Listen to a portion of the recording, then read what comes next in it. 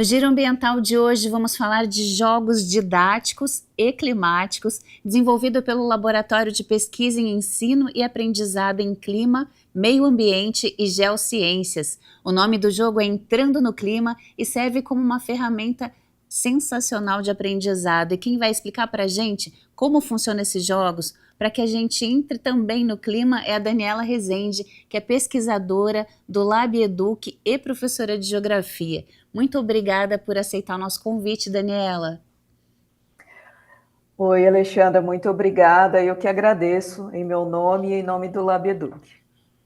Daniela, que ideia sensacional, né, de criar um jogo para que as pessoas possam entender toda essa dinâmica, né, que o meio ambiente não é uma coisa simples, é complexo mesmo, né, envolve muitos setores e como geógrafo, acho que você teve esse start, né, de começar a pensar como promover um jogo que ensine também a dar essa dimensão do clima, das mudanças climáticas e dos impactos possíveis, né?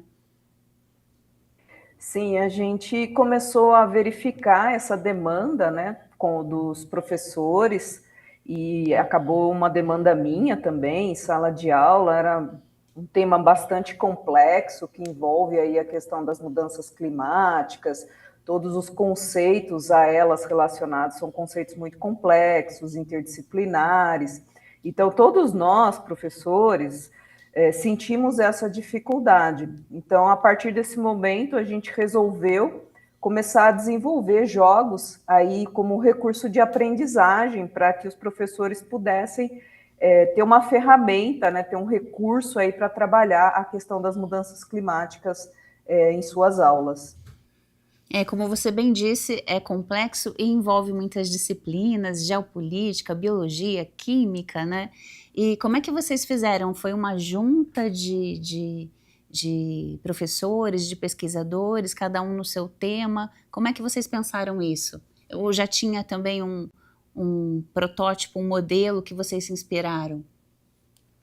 Esses jogos, na verdade, eles começaram a ser desenvolvidos de forma física, com um primeiro jogo chamado Entrando no Clima, por pesquisadoras que trabalhavam lá no LabEduc antes de mim.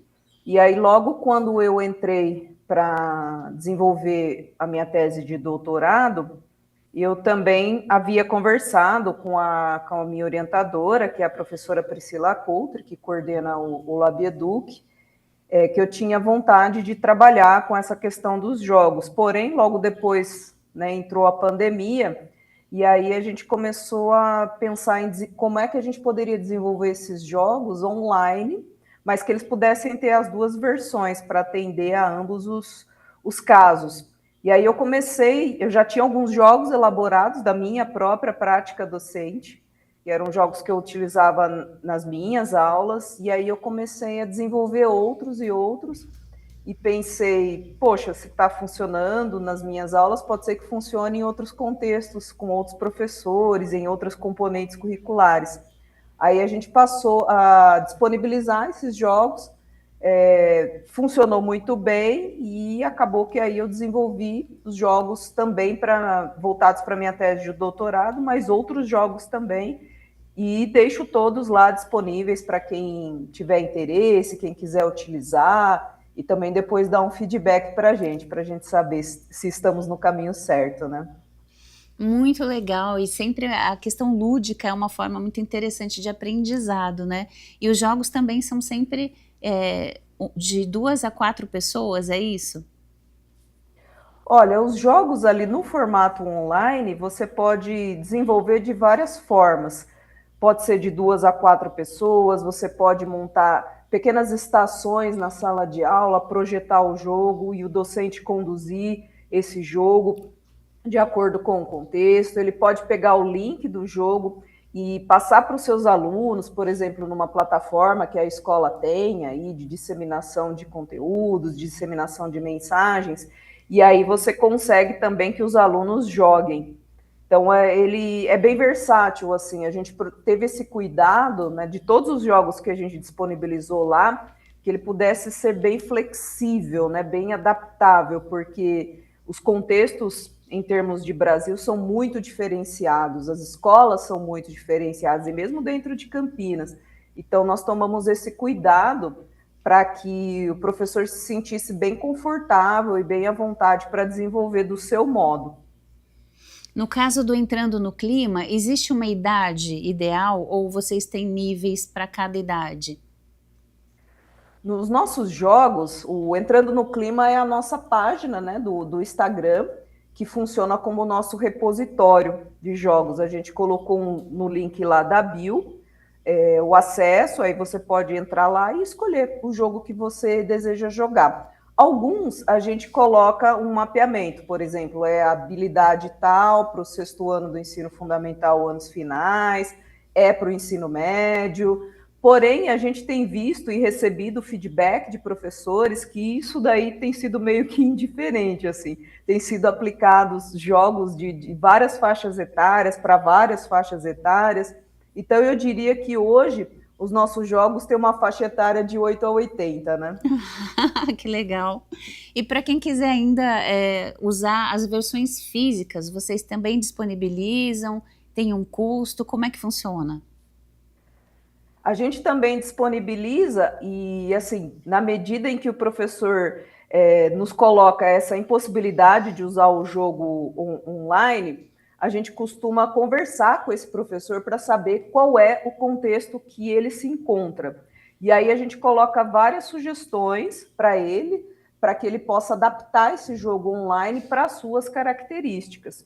Então, eu gosto bastante de conversar, porque cada realidade é uma realidade. Então, muitos docentes nos procuram ali mesmo pelo Instagram, às vezes a gente conversa por ali mesmo, às vezes eles marcam um meeting com a gente, aí vai depender também muito do contexto do professor. E a gente disponibiliza tudo de forma ampla e gratuita.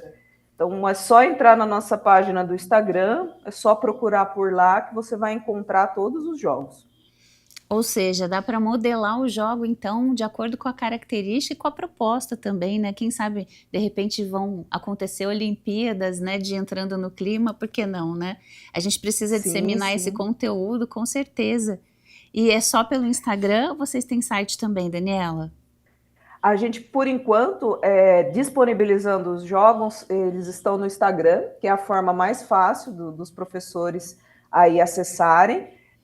Também está na página do Semadem Educação, mas ali no Instagram nosso é direto, assim. A gente pode entrar, clicar no seguir, disseminar a informação, que isso é bastante importante, e também, assim, ficar bastante tranquilo, que ali você pode deixar seus estudantes com o jogo, ali a informação e o conhecimento que estão ali não são fake news, não são desinformação. Isso é um ponto que eles também nos colocam bastante, né? A dificuldade que eles têm em trabalhar mudanças climáticas nesse cenário de tanta coisa, né? Onde eu vou buscar. Então, a nossa ideia, a nossa proposta aí é ser um canal seguro para que o professor, diante de tantas demandas que ele tem, pelo menos dessa ele possa se sentir aí acolhido e tranquilizado, né? É super pedagógico e feito por pessoas da área da educação, num laboratório de educação, não tem como dar errado, pode confiar, né? Essa é uma segurança realmente, no mundo que existe até negacionismo Pode. climático, a gente precisa Sim, realmente sim. ter essa segurança, né, Daniela? Exatamente. E a nossa ideia sempre foi essa, que ali fosse um porto seguro para o professor, não que ele não tenha essas condições de procurar essa informação, mas a gente sabe que o professor tem muitas demandas. A gente sabe que o professor às vezes não tem tempo, e o cuidado maior que nós temos aqui é assim, são jogos elaborados de professor para professor.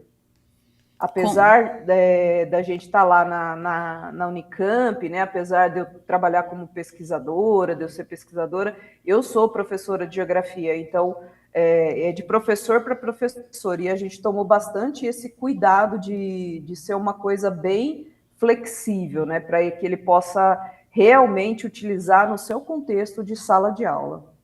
É nada como uma experiência de sala de aula, né? Eu tenho uma irmã Ah, professora e sei sim. como é que é. Você nunca deixa de ser professor, né?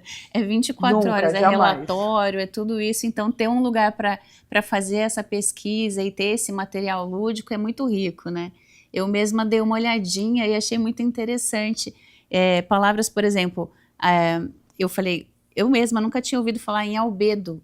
O que seria isso, né? Quer dizer, você vai ampliando o repertório. O que seria albedo, professora? Então, o albedo é uma característica, né, de todos os corpos de absorver ou refletir e refletir calor.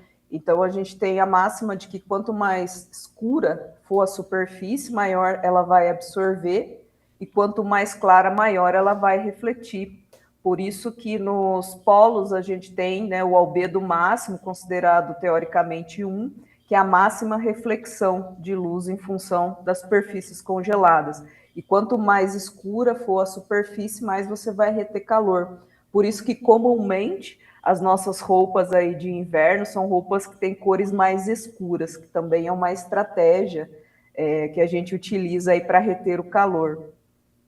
Olha que maravilhoso, né? Então, coisas que a gente não sabe pode aprender de forma lúdica. Eu achei interessante também que vocês têm, por exemplo, se o seu condomínio não recicla materiais reutilizáveis, volte 2 casas, né? Então, a gente consegue ter essa amplitude de horizontes através de jogos. Então, também pode ser usado em condomínios, em círculos de pessoas idosas, porque não, né? Não tem limite de idade, né? Como você falou, de 8 a 80.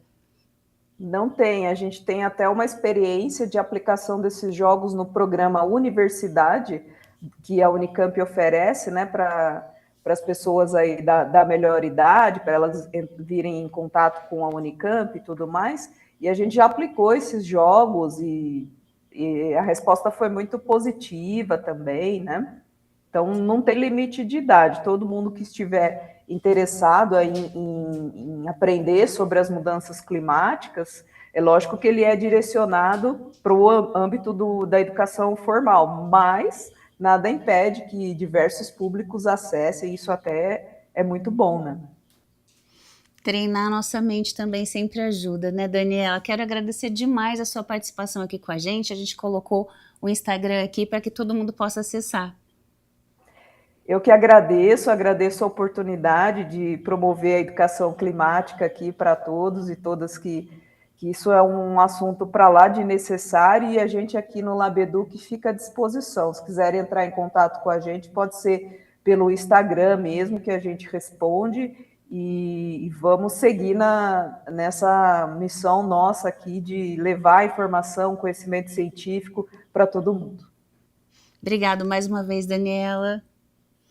E para você que nos assiste, continue com a gente porque agora é hora daquele giro ambiental pelas curiosidades do Brasil e do mundo.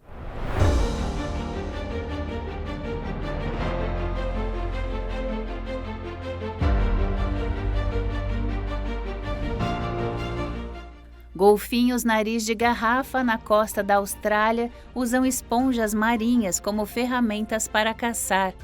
Um estudo da Royal Society Open Science mostra que apenas 5% dos golfinhos, principalmente as fêmeas, adotam essa técnica complexa e extraordinária, segundo os cientistas.